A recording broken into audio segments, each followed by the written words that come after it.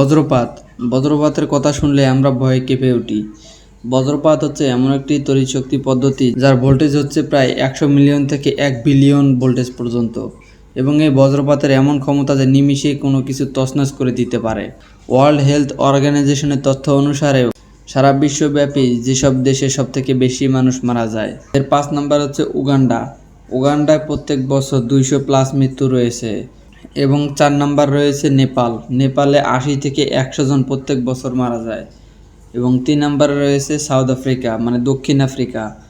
দক্ষিণ আফ্রিকায় 100 থেকে 200 জনের মৃত্যু হয় প্রত্যেক বছর।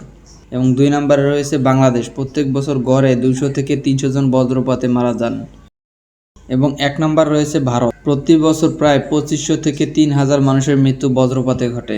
মৃত্যু হয় বিহার, উত্তরপ্রদেশ, ঝাড়খণ্ড ও উড়িষ্যার মতো রাজ্যগুলোতে। এবং এই বজ্রপাতের সক্ষমতা হচ্ছে 30,000 ডিগ্রি সেলসিয়াস, যা নিমিষেই কোনো কিছুকে পুড়িয়ে ছাই করে দিতে পারে।